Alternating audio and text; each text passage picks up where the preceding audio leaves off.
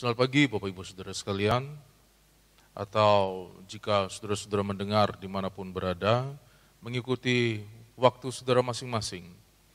Pada hari ini kita akan belajar firman Tuhan dalam Keluaran pasal 12 ayat 1 sampai yang kedua. Saya akan membacakan bagi saudara-saudara Keluaran pasal 12 ayat 1 sampai 2. Berfirmanlah Tuhan kepada Musa dan Harun di tanah Mesir. Bulan inilah akan menjadi permulaan segala bulan bagimu. Itu akan menjadi bulan pertama bagimu tiap-tiap tahun. Memasuki tahun 2020, kita mengambil tema kedewasaan. Dan saya yakin visi ini bukan sebuah kebetulan bagi gereja kita khususnya, yang akhirnya pada tahun ini seluruh keluarga besar GPD Philadelphia Palangkaraya melihat dan mengalami sendiri apa yang terjadi di dalam dunia ini. Kita semua harus dewasa, baik secara rohani, begitu juga mau tidak mau secara fisik.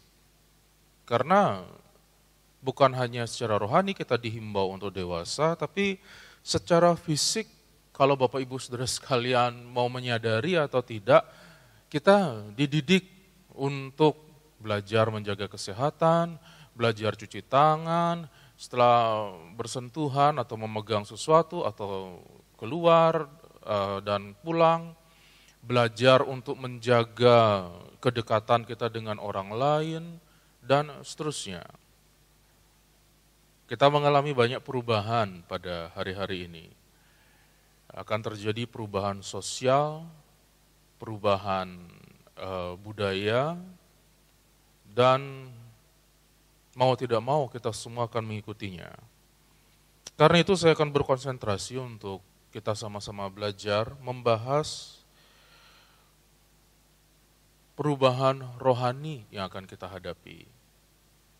Karena jika kita tidak memahami situasi ini, ya ada beberapa contoh di dalam Alkitab, orang-orang yang tidak mau peduli dan tidak mau mengikuti apa yang menjadi petunjuk firman Tuhan, mereka akan tergerus dan hilang begitu saja. Sangat disayangkan. Tetapi bagi orang-orang yang mau mempelajari firman Tuhan, bisa mengantisipasi keadaan pada hari-hari ini. Tadi kita sudah membaca dalam Keluaran pasal 12 ayat 1 sampai 2, ketika Tuhan memerintahkan Musa dan Harun untuk membawa bangsa Israel keluar dari Mesir. Ini adalah tonggak atau era baru bagi bangsa Israel. Selama 430 tahun mereka ada di bawah perbudakan Mesir. Hari ini, malam ini, mereka akan memasuki sebuah dunia yang baru, sebuah cara yang baru untuk hidup, sebuah metode yang baru untuk hidup, dan sebagainya, semua serba baru. Karena itu, sebelum mereka menginjakkan kaki keluar dari pintu gerbang Mesir, Tuhan sudah mempersiapkan mereka dengan pesan bahwa dalam segi waktu pun Tuhan mereset, membaharui perhitungan waktu mereka. Ini akan menjadi bulan baru bagimu, kata Tuhan. Ini akan menjadi titik nol bagimu untuk melangkah ke waktu-waktu berikutnya. Di dalam Alkitab ada beberapa kali manusia mengalami perubahan-perubahan, memasuki sesuatu yang baru, memasuki era yang baru dalam kehidupan mereka. Ketika Adam dan Hawa jatuh ke dalam dosa, selama belum ada waktu, kita tidak tahu berapa lama mereka ada di Taman Eden, dijamin oleh Tuhan makanan, minuman mereka, dan Semua keadaan hidup mereka lengkap. Tetapi ketika mereka jatuh ke dalam dosa, mereka masuk ke dalam era yang baru. Mereka harus keluar dari Taman Eden, mengusahakan tanah dengan berpeluh dan seterusnya. Bapak Ibu Saudara sekalian bisa membaca dalam kitab Kejadian. Begitu juga dalam kitab Kejadian dituliskan manusia memasuki era baru ketika mereka berhadapan dengan air bah. Tuhan menyuruh Nuh untuk membuat bahtera. Dan Tuhan sudah memberikan kesempatan kepada Nuh selama 100 tahun membangun bahtera itu. Manusia-manusia yang ada di bumi tidak juga bertobat. Ketika akhirnya Tuhan hapuskan semuanya lewat air bah, manusia masuk ke dalam era yang baru. Hanya tinggal Nuh beserta dengan keluarganya yang hidup. Bapak Ibu Saudara sekalian bisa membayangkan bagaimana perasaan Nuh dan keluarganya pada waktu itu ketika bahteranya terkandas di pegunungan Ararat, mereka keluar dari bahtera, segala sesuatunya baru bagi mereka. Tatanan hidup baru, kehidupan sosial, budaya mereka baru. Semuanya tidak sama lagi seperti sebelum mereka naik ke bahtera itu. Karena tidak ada lagi manusia, tidak ada lagi kehidupan yang lain. Pada hari ini, Bapak Ibu Saudara sekalian, kita mengingat hal-hal itu yang terjadi dalam Alkitab, supaya kita tidak kaget dan tidak gentar menghadapi situasi dan kondisi pada saat ini. Mau tidak mau kita semua menghadapi hal yang baru sejak tahun 2020 ini. Memang ada pembicaraan atau ada berita-berita bahwa pandemi ini bukan yang pertama kalinya terjadi. Bukan sesuatu yang baru. Dunia pernah mengalami pandemi yang bahkan lebih parah daripada kondisi saat ini.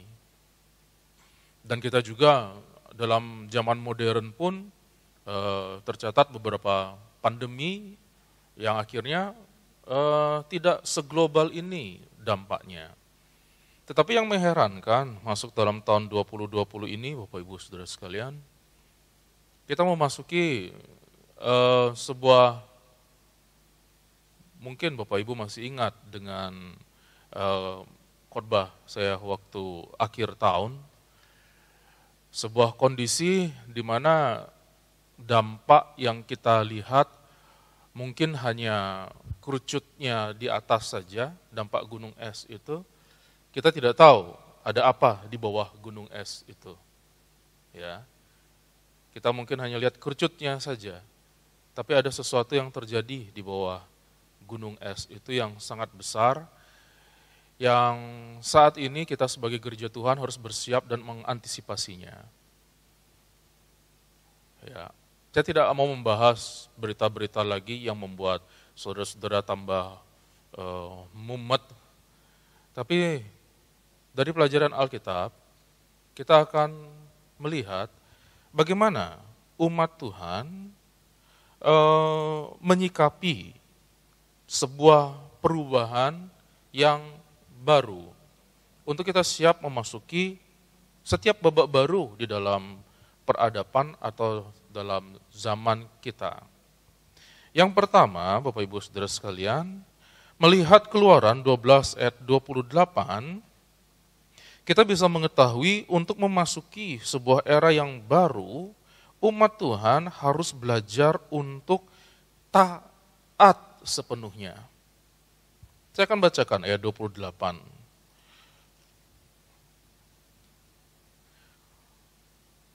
Pada Keluaran pasal 12 ayat 28. Pergilah orang Israel lalu berbuat demikian seperti yang diperintahkan Tuhan kepada Musa dan Harun. Demikianlah diperbuat mereka. Sejak Tuhan memberikan perintah kepada Musa dan juga Musa meneruskannya kepada bangsa Israel, Tuhan menginginkan bangsa Israel mentaati setiap perintah Tuhan.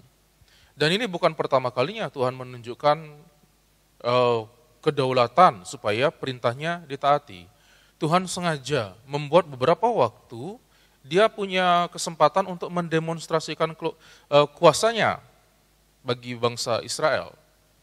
Sebelum Tuhan memberikan perintah pada malam itu dalam persiapan tulah ke-10 dilakukan, bangsa Israel sudah belajar siapa Tuhan yang sebenarnya yang diberitakan oleh Musa.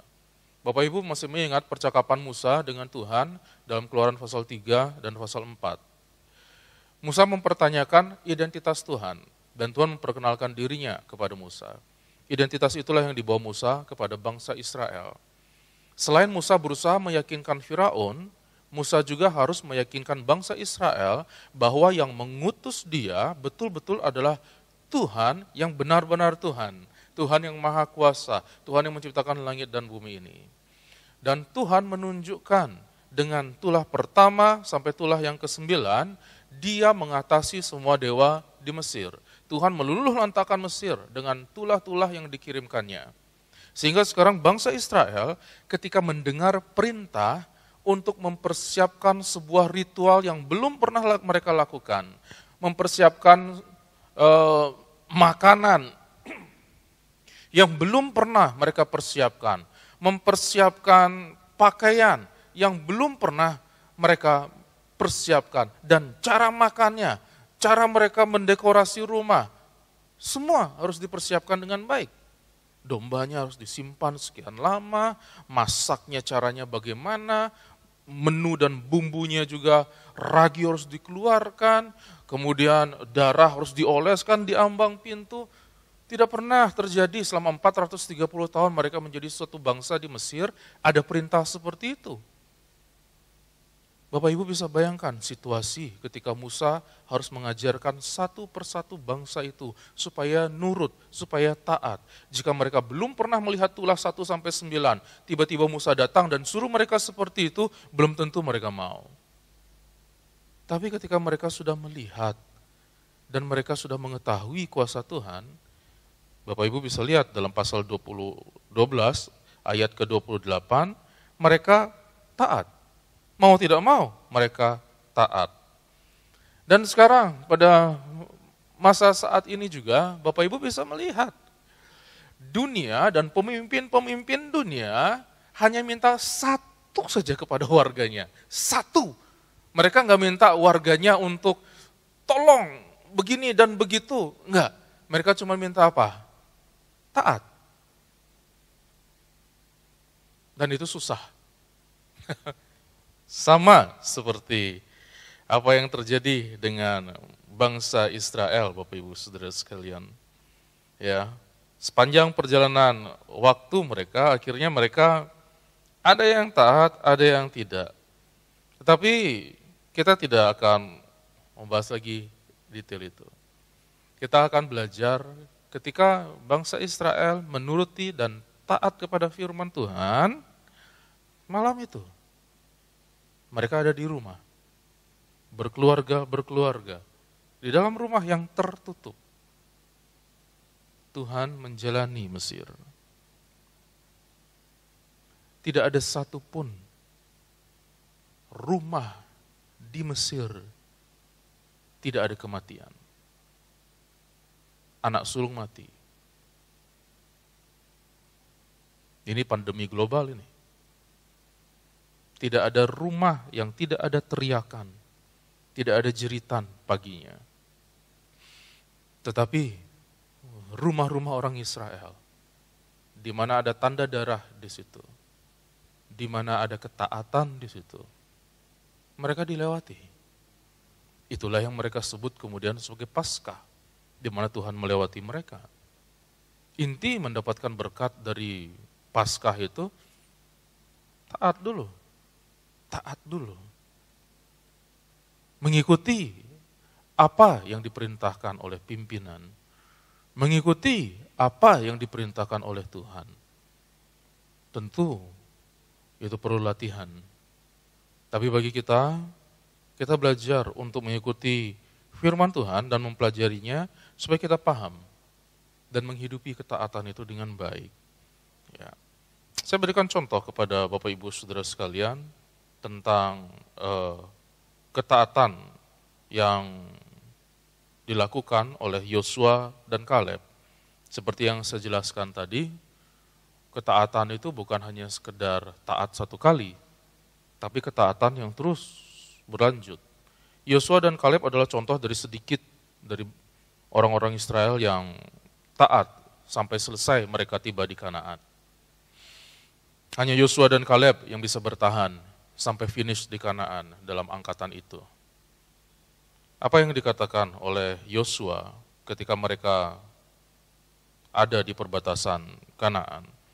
Dalam Yosua 21 ayat 45, dari segala yang baik yang dijanjikan Tuhan kepada kaum Israel, tidak ada yang tidak dipenuhi, semuanya terpenuhi. Bagi orang-orang yang taat, tidak ada janji Tuhan yang tidak terpenuhi. Semuanya Tuhan penuhi.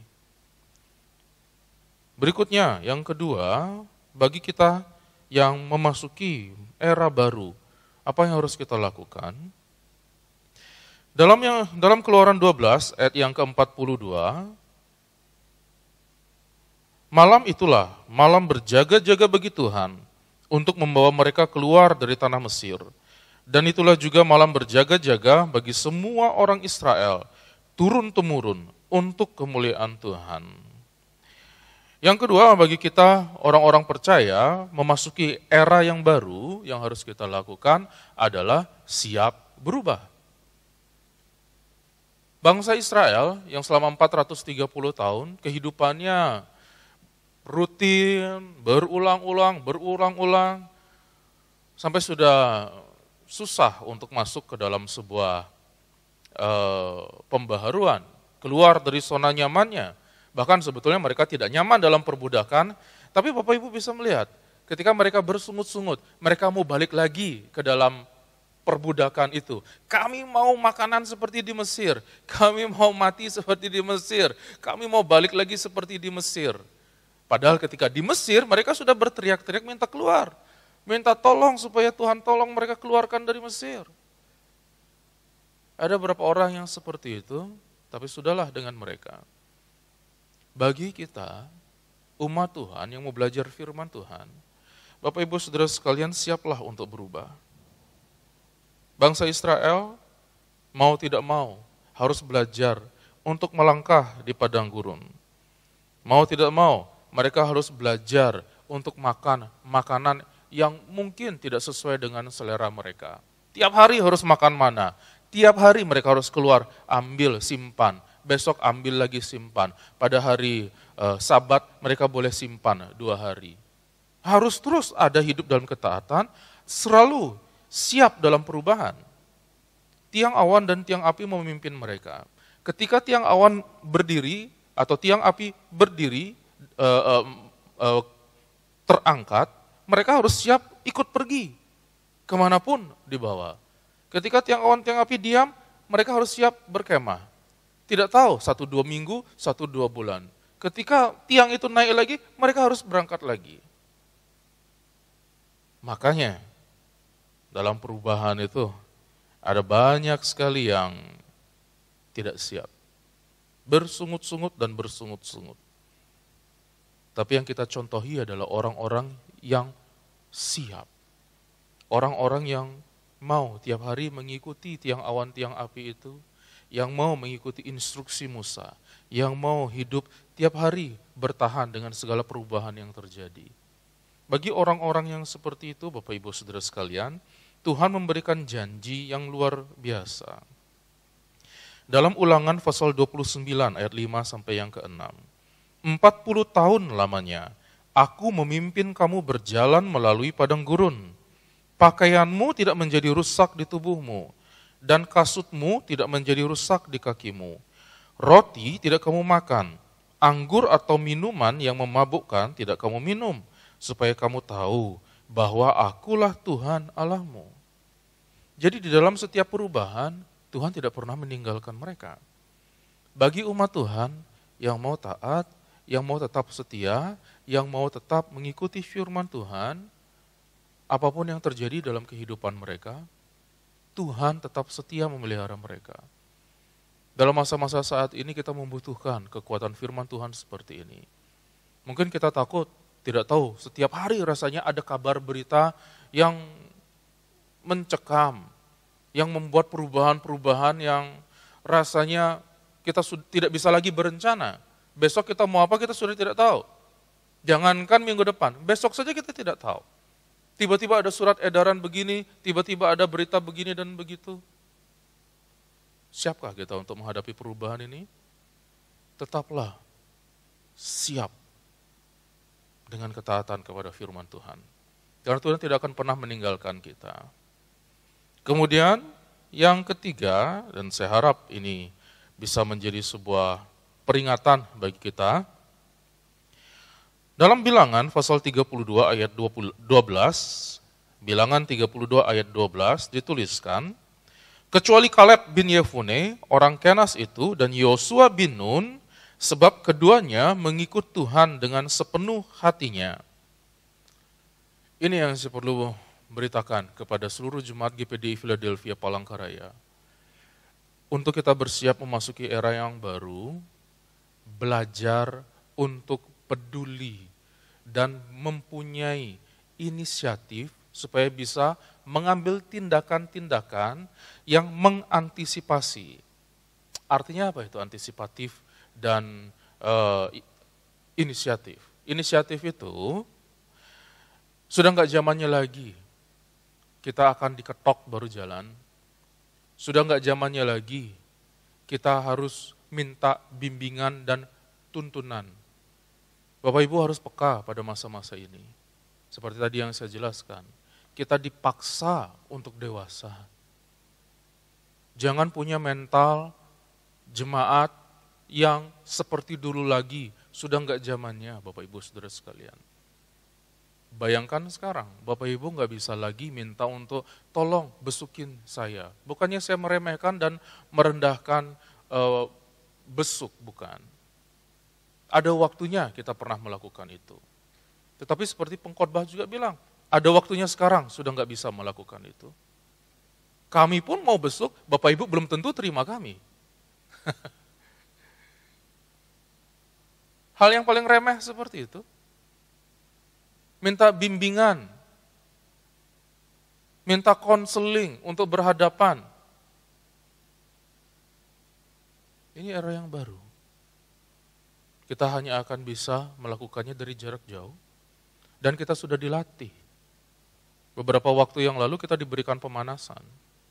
Salaman tidak bisa. Bagi yang dulu sering tersinggung gara-gara salaman, kemudian salaman ada yang meleng begitu.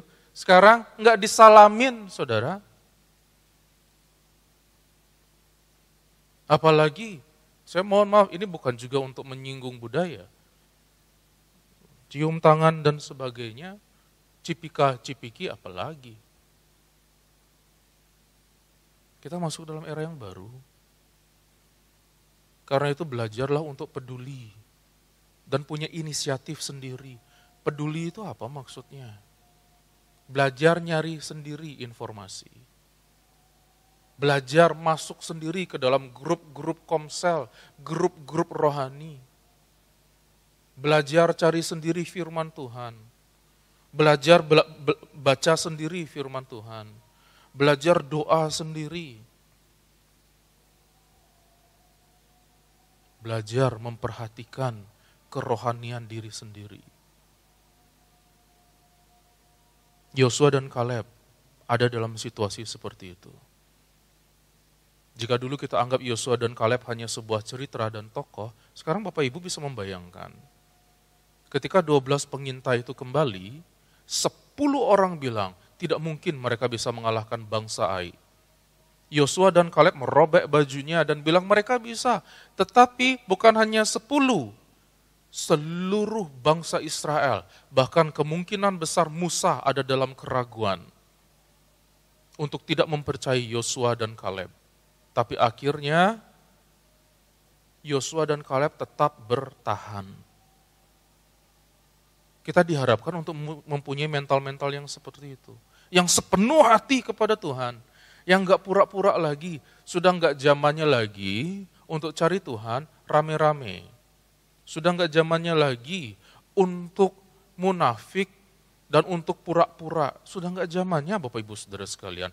Kalau kita mencoba untuk main-main dan munafik dan dari dulu kita belajar mendua, hari ini akan terbukti. Maksudnya apa? Kalau dulu ke gereja, karena teman, hari ini Bapak Ibu mau cari teman yang mana? Kalau dulu ke gereja, bisa ibadah dengan baik dan duduk, tapi tidak pernah dengar firman Tuhan dengan baik, malah main handphone, malah keliling-keliling untuk lihat Instagram, lihat Facebook, buka WhatsApp. Hari ini dibebaskan, terserah Bapak Ibu sekarang, udah kupingnya nggak kuat dengar seperti ini, langsung ganti channel, nggak apa-apa. Nggak ada yang marah. Hari ini gereja nggak bisa melarang jemaatnya untuk ibadah dalam tanda petik di gereja lain. Semua gereja punya channel YouTube. Hari ini pendeta-pendeta nggak bisa tersinggung, jemaatku nggak ibadah sekarang. Nggak ada. Era baru. Yang dibutuhkan hari ini adalah kepedulian dan berusaha mengantisipasi apa yang ada di depan. Kalau Bapak Ibu Saudara sekalian peduli dengan GPDI Philadelphia sebagai rumah, sebagai tempat beribadah, sebagai tempat lahir secara rohani, sebagai tempat makan rohani, sebagai tempat bertumbuh, kita tenang saja. Kami merasa aman, tidak akan ganti channel, nggak akan main-main ketika mengikuti ibadah seperti ini. Tapi bagi yang terbiasa untuk tidak penuh hati mengikuti ibadah, sudahlah dengan mereka itu. Karena itu Bapak Ibu Saudara sekalian, mengapa Yosua dan Kaleb bisa memiliki kepedulian yang seperti itu? Mengapa Yosua dan Kaleb bisa mempunyai mental seperti itu? Mari kita lihat dalam Yosua pasal 24 ayat 14 sampai 15. Yosua 24 ayat 14 sampai 15. Oleh sebab itu, takutlah akan Tuhan dan beribadahlah kepadanya dengan tulus ikhlas dan setia.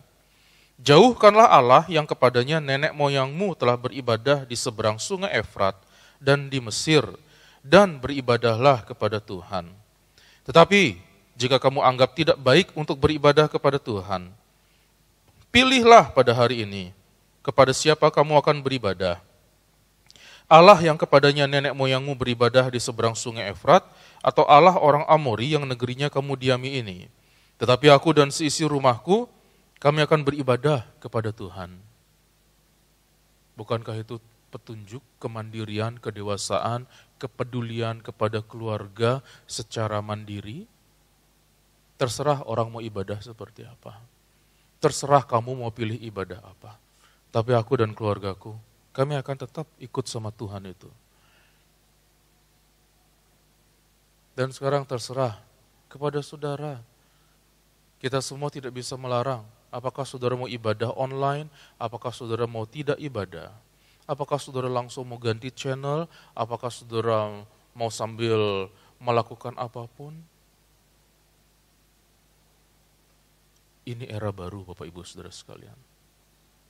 Belajarlah peduli. Belajarlah peduli. Apa-apa yang diajarkan selama ini, kita tidak tahu sampai kapan waktu ini berjalan. Apa-apa yang diajarkan selama ini dalam PA, dalam firman Tuhan. Saya mohon belajar untuk peduli. Jangan lagi udah dikasih tahu, nanya lagi, lupa, nanya lagi.